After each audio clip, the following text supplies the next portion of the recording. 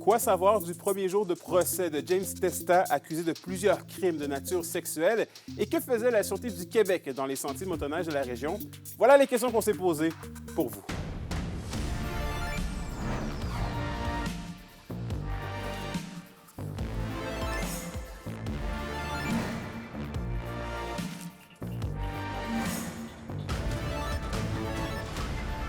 Ici Anthony Dallaire et voici vos informations. On débute le bulletin dans le monde judiciaire. C'est ce matin que s'ouvrait le procès de James Testa au palais de justice de Rouyn-Noranda. Je le rappelle, ce dernier fait face à plusieurs chefs d'accusation, notamment de traite de personnes, d'agression sexuelle, de harcèlement criminel et de menaces. La Couronne a donc débuté ce matin en présentant la liste des 19 témoins qu'elle compte appeler à la barre, principalement des personnes ayant habité dans la résidence de James Testa, située dans le fond d'un rang entre le quartier Baudry et Montbéliard à Rouyn-Noranda. Des témoins qui, selon la procureure au dossier, démontrent un climat rempli de violences physiques, sexuelles et psychologiques, un climat de contrôle, d'isolement et d'exploitation. Il y aurait en tout 11 victimes de gestes reprochés à l'accusé, des gestes qui auraient impliqué du travail forcé et des sévices sexuels contre des gens démunis, malades physiquement et mentalement. Je poursuis en vous disant que le premier témoin entendu est venu décrire le climat de violence qu'aurait instauré James Testa, cette personne dont l'identité est protégée habitait sous le toit de l'accusé pour un certain temps, il y a 8 ans, alors qu'il devait composer avec plusieurs problèmes de consommation de drogue. Le témoin racontait par exemple que M. Testa pouvait se mettre en colère et demandait à d'autres personnes qui se trouvaient dans la résidence d'agripper la présumée victime et de le sortir à l'extérieur pendant une quinzaine de minutes vêtu d'un simple caleçon, et ce, en plein hiver, sous des températures frôlant les moins 20 degrés Celsius. Cet événement serait arrivé de plus d'une fois. Au-delà de ces épisodes, le témoin dit avoir été victime à de nombreux moments de paroles blessantes et dénigrantes sur ses origines et avait l'impression que M. Testa s'acharnait sur lui. L'accusé pouvait aussi lancer de la vaisselle à de certaines occasions où la tension était vive. Bref, je termine en vous disant que la Couronne poursuivait son interrogatoire cet après-midi en faisant jouer des extraits vidéo où la violence verbale aiguë dans la maison de M. Testa était perceptible.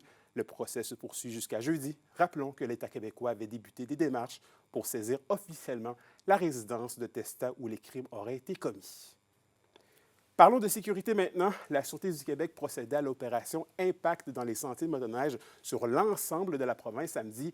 Le but est de s'assurer que les motoneigistes se conforment correctement aux règles. Un reportage d'Alexis Dumont. Ça va bien? Yes, on fait juste des petites vérifications de votre part, c'est merveilleux. Plusieurs policiers étaient postés aux 4 coins de la région samedi afin de vérifier la conformité de l'ensemble des motoneigistes présents dans les sentiers. On est en opération aujourd'hui pour s'assurer que les motoneigistes circulent en toute sécurité. On est ici spécialement cette année parce que ça fait déjà 4 décès qu'on a là, dans la région cette année de motoneige. Donc, pour l'ensemble de la province, on est rendu à 14 décès. En moyenne, ces dernières années, là, on parle de 21 décès par année. Donc, on intervient là en sentier pour essayer de diminuer ce nombre de décès-là. Divers éléments étaient surveillés par la Sûreté du Québec et les bénévoles sur place. Donc, on vérifie que les gens ont le droit d'accès au sentier, qui ont leur permis de conduire avec eux, puisque c'est obligatoire, qui ont les assurances, les enregistrements, qui ont les documents. On vérifie la conformité de la motoneige.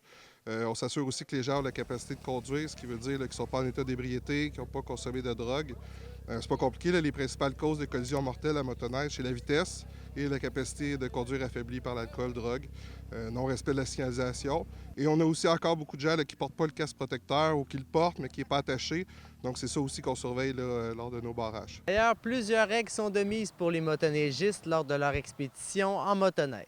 Durant la saison, garder la droite, les limites de vitesse. Quand on ne voit pas l'autre bord d'une courbe ou l'autre bord d'une butte, bien, modérer un peu pour être toujours en contrôle de son véhicule. Ça, c'est très important. La Sûreté du Québec effectue d'ailleurs régulièrement des patrouilles au courant de l'hiver. On a des patrouilleurs réguliers qui travaillent là, sur la route, qui sont dégagés ponctuellement pour faire des patrouilles à motoneige.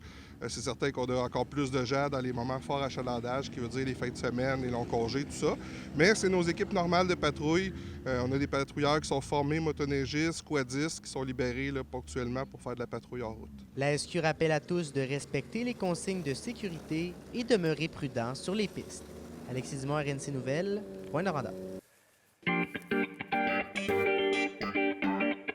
Au Au culturel, dans le cadre du mois de l'histoire des Noirs, le documentaire Vivre et laisser vivre, la voix de Jackie Shane est diffusé ce soir 19h au Théâtre du Cuivre de Rouyn-Noranda.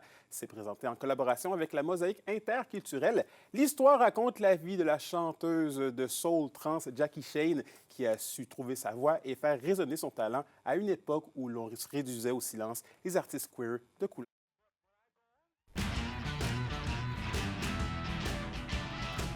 Au sport maintenant, les Foreurs et les Huskies étaient sur la route ce week-end. Entre déception d'un côté et belle surprise de l'autre, quoi comprendre des performances des deux équipes? Pour nous en parler, j'ai bien évidemment avec moi en studio notre analyste du balado sur la bande, Gabriel Lemay. Gabriel, bonsoir. Bon retour. Salut Anto, bien content d'être de retour. Bien, content qu'il soit de retour aussi. Bon, je te propose de commencer avec les Foreurs, Gabriel, puisqu'on va se le dire, le Vert a bien surbondi vendredi après une défaite de la veille, là.